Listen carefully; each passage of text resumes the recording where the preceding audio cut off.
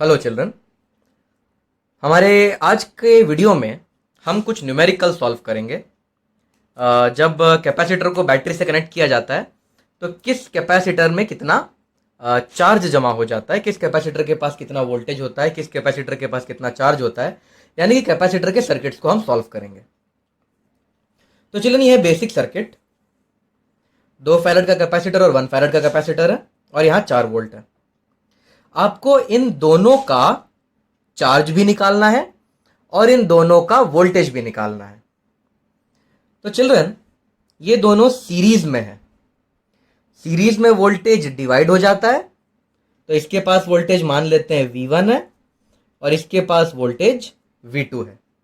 लेकिन सीरीज में current same रहता है। करंट सेम रहने का मतलब चार्ज सेम रहेगा। तो इसके पास चार्ज है Q और इसके पास भी चार्ज है Q।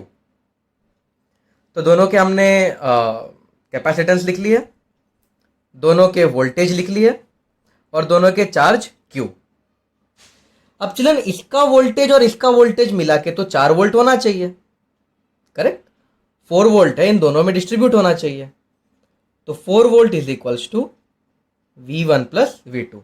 और हाँ चिल्ड्रन, आज के वीडियो देखने से पहले करंट इलेक्ट्रिसिटी ये चैप्टर आप पूरी तरह से खत्म कीजिए। तो करंट इलेक्ट्रिसिटी चैप्टर आप खत्म कीजिए पहले, फिर ये वीडियो अच्छे से देखिए। तो जो मेन वोल्टेज है 4 वोल्ट, वो V1 प्लस V2 के बराबर होगा। अब हमें पता है capacitor is equals to Q by V। तो V क्या हो जाएगा? C by Q, sorry Q by C। तो V हो जाएगा Q बाई C। तो 4 is equals to Q by C1 plus Q by C2। Q और Q सेम रहेगा, सीरीज में चार्ज सेम रहता है। Therefore 4 is equals to Q by C1 का वैल्यू है 2 प्लस Q बाय C2 का value है 1। तो 4 equal to 3Q by 2। Therefore Q is equals to 8 by 3 coulomb. तो इसका चार्ज पता चल गया 8 बाई 3 कूलम, इसका भी चार्ज पता चल गया। अब इसका वोल्टेज निकालते हैं। V1 के देखो, यहां से V क्या है? V होता है Q बाई C। V होता है Q बाई C। तो V1 क्या हो जाएगा? Q by C1। Q की वैल्यू तो मिल गई 8 बाई 3, C1 की वैल्यू है 2। तो इसके पास चला जाएगा 4 बाई 3 वोल्ट। अब इसका वोल्टेज निकालते हैं। V2 is Q by C2। Q की वैल्यू तो है अपने पास 8 बाई 3 और C2 है 1 फैरेड।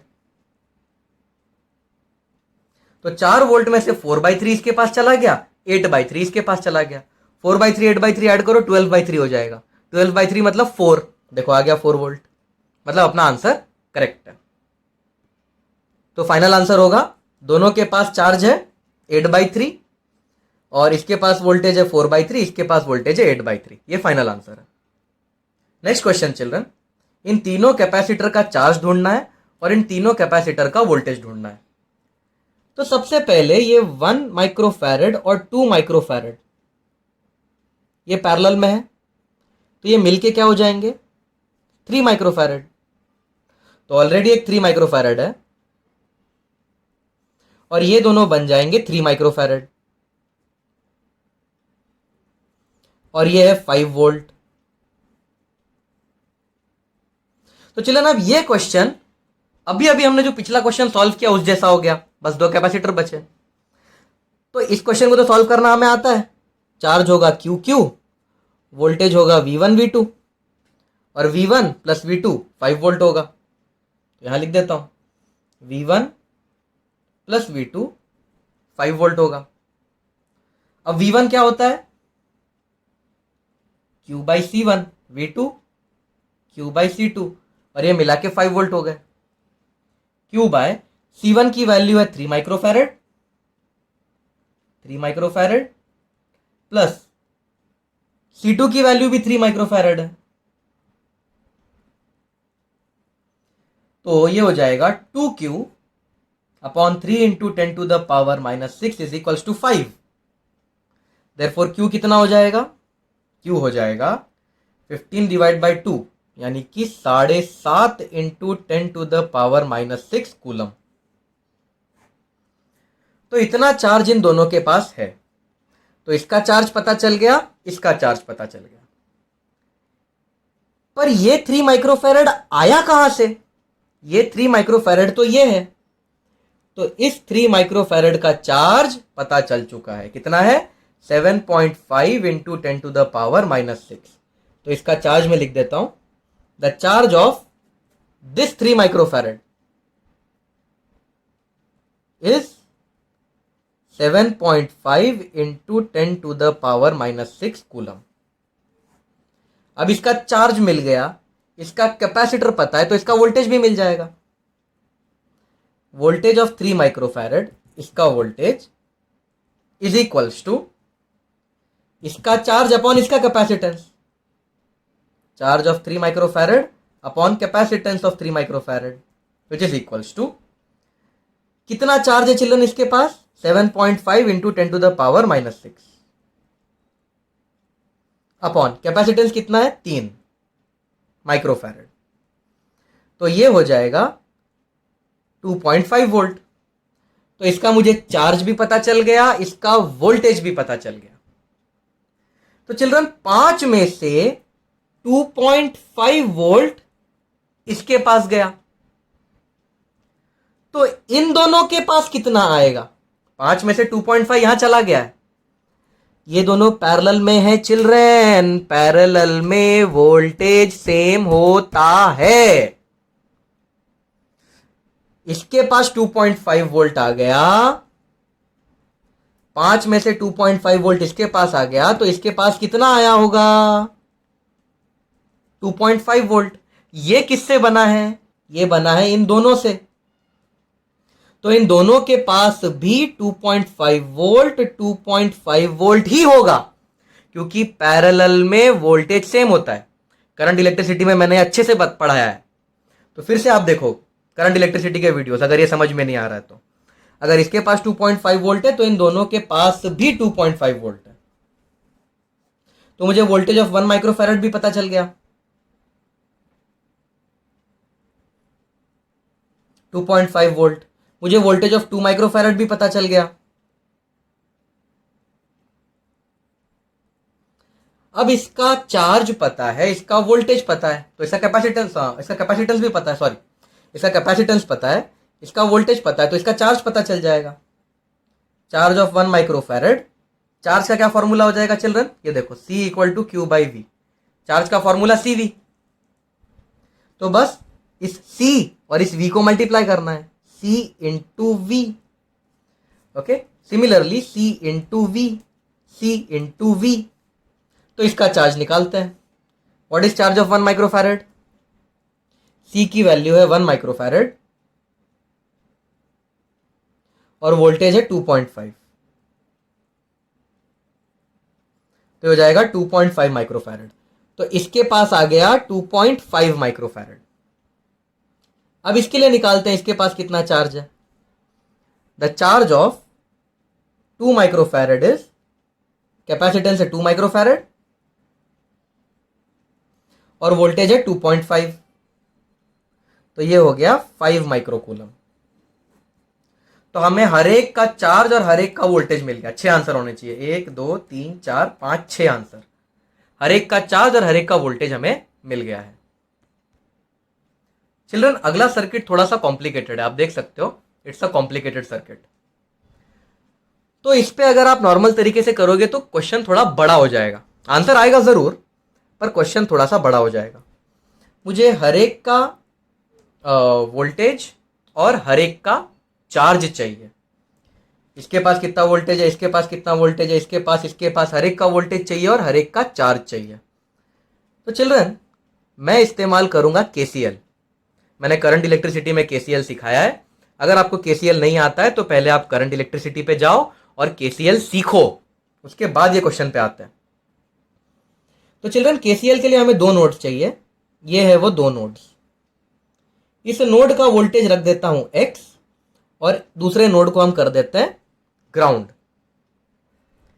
अब चिल्ड्रन, मान लेते हैं कि यहां से चार्ज Q1 गया, यहां से चार्ज Q2 गया और यहां से चार्ज Q3 गया और तीनों बाहर की तरफ जा रहे हैं। देखो Q3 भी बाहर गया, Q1 भी बाहर गया, Q2 भी बाहर गया।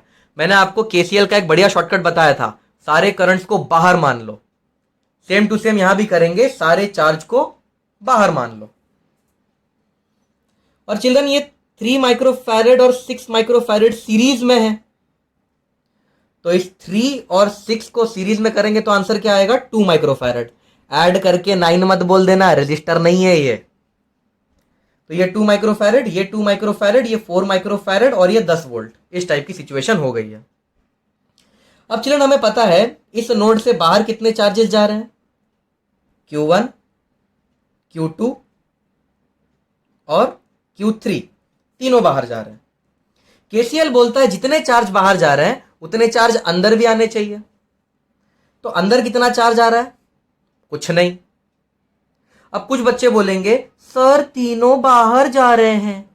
गलत है ये सर, बिल्कुल गलत है। तीनों बाहर जा रहे हैं ये बात गलत है। एक्चुअली क्या होगा, थोड़ी देर के बाद हमें यह पता चल जाएगा कि इनमें से कोई एक अंदर भी आ रहा है, पर वो हमें ऑटोमेटिक पता चल जाएगा, हमें टेंशन लेने की जरूरत नहीं है। हम सबको बाहर बना देंगे। ये भी बाहर जा रहा है, ये भी बाहर जा रहा है, ये भी बाहर जा रहा है। अंदर आने वाले का पता ऑटोमेटिक पता चल जाएगा। डोंट वरी, ठीक है, टेंशन लेने की जरूरत नहीं है, ऑटोमेटिक पता चल जाएगा इन तीनों में से अंदर कौन आ रहा है। तो फिलहाल के लिए तीनों को बाहर मान लिया, इक्वल टू 0 मान लिया। अब चार्ज, चार्ज का क्या फॉर्मूला होता है चिल्ड्रन? चार्ज होता है वोल्टेज इंटू कैपेसिटेंस। देखो C equal to Q by V, तो चार्ज का फॉर्मूला CV। तो सबसे पहले इसके पास कितना वोल्टेज है? X -10 है इसका वोल्टेज। सॉरी, मैं पहले Q1 के लिए करके दे देता हूं। Q1 किस किस के बीच में? Q1 है X और 0 के बीच में। तो Q1 के पास कितना वोल्टेज है? X -0 इनटू, चार्ज को हम CV लिख सकते हैं ना, तो मैंने वोल्टेज लिख दिया और C की वैल्यू कितनी है? 2 माइक्रोफैरेड। ओके, माइक्रो नहीं लिख रहा हूं मैं, लास्ट में माइक्रो कट ही जाएगा वैसे भी। प्लस Q2 मतलब ये वाला चार्ज, इसका चार्ज Q2। अब ये जो Q2 है ये किसके बीच में? ये है X, पॉजिटिव से नेगेटिव मतलब -10। कितना वोल्टेज है? X -10। तो ये हो गया वोल्टेज वाला पार्ट। इनटू C कितना है? 4 माइक्रोफैरेड। तो वोल्टेज इंटू C करा, इसलिए मुझे Q2 मिल गया। तो Q को मैं क्या लिख सकता हूं? C into V। तो C into V plus C into V plus Q3, ये है Q3। Q3 किसके बीच में है? X और 0 के बीच में। तो Q3 का क्या वोल्टेज हो जाएगा? X -0 इनटू Q3 के लिए कैपेसिटर कौन है? 2 माइक्रोफैरेड, और ये सब मिलके हो जाएगा 0। तो 2x plus 4x -40 plus 2x is equals to 0। तो 4 और 2 6 और 2 8x is equals to 40। Therefore x is equals to 5। Correct, x की वैल्यू 5 आ गई। अब x की वैल्यू 5 आई है तो अब मेरे को सारे आंसर आ जाएंगे। देखो Q1 क्या है?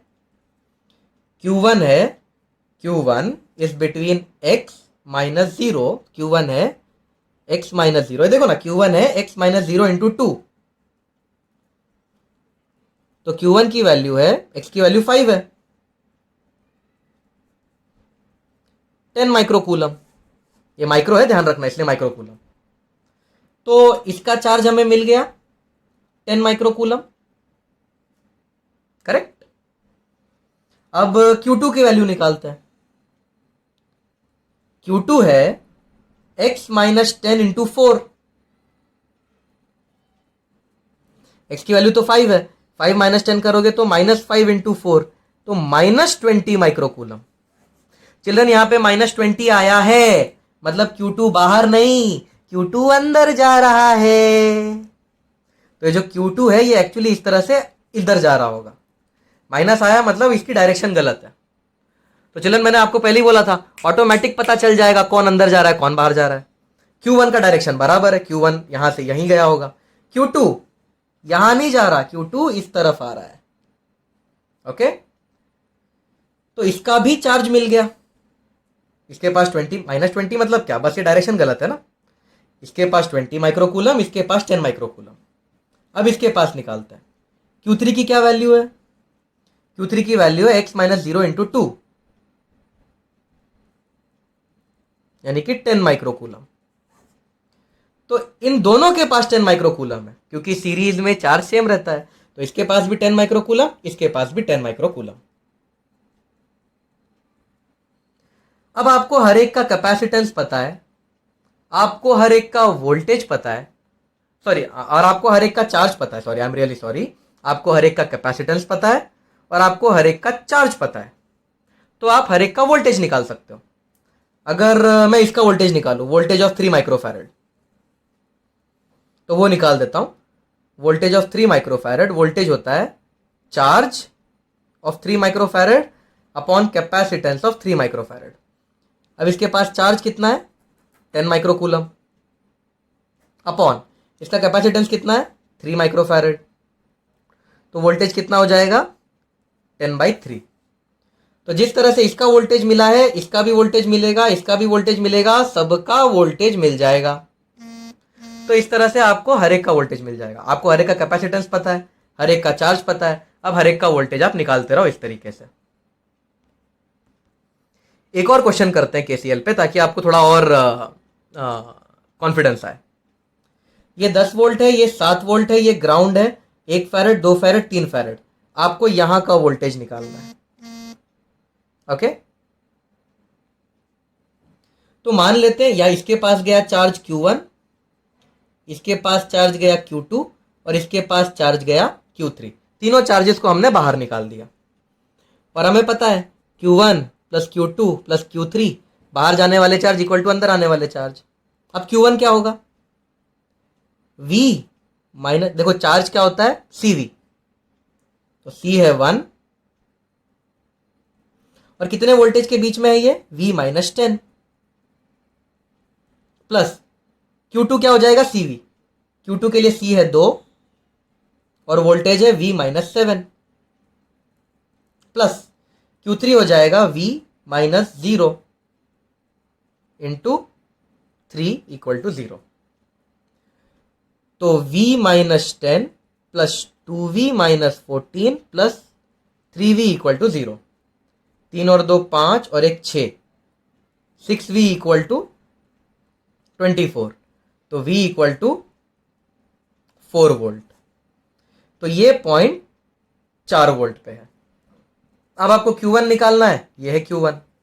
आपको Q2 निकालना है, ये है Q2। Q3 निकालना है, ये है Q3। हर एक का इंडिविजुअल वोल्टेज निकालना है, हर एक का इंडिविजुअल चार्ज निकालना है। अब सब पता चल जाएगा। हर एक का कैपेसिटेंस पता ही है, इस पॉइंट का वोल्टेज पता चल गया है, Q1 Q2 Q3 सब पता चल जाएगा। और आज चिल्ड्रन आप देख सकते हो यहाँ पे Q2 नेगेटिव हो जाएगा, यानी कि Q2 बाहर नहीं अंदर आ रहा होगा। एक और क्वेश्चन देखते हैं केसीएल पे। चिल्ड्रन यहां पे इसका वोल्टेज मान लेते हैं X और इसको कर देते हैं ग्राउंड। यहां से चार्ज Q1 Q2 Q3। हम जानते हैं कि Q1 + Q2 + Q3 मिलके हो जाएगा 0। अब Q1 क्या है, Q1 किसके बीच में है X, पॉजिटिव से नेगेटिव मतलब -2। तो Q1 के पास वोल्टेज है X - 2 और Q1 का कैपेसिटेंस है 3 प्लस Q2 के लिए हो जाएगा X - 0 × 5 और Q3 के लिए हो जाएगा X - 1 × 4 = 0। तो 3x - 6 + 5x + 4x - 4 = 0। 3 और 5 8, 9 10 11 12, 12x = 10। तो x हो जाएगा 5/6 वोल्ट। तो x की वैल्यू 5 एक बार इसका वोल्टेज आ गया तो ये रहा Q1, ये रहा Q2, ये रहा Q3। Q1 Q2 Q3 निकाल लो। अब हर एक का कैपेसिटेंस पता है, हर एक का चार्ज पता चल जाएगा, तो हर एक का वोल्टेज भी पता चल जाएगा।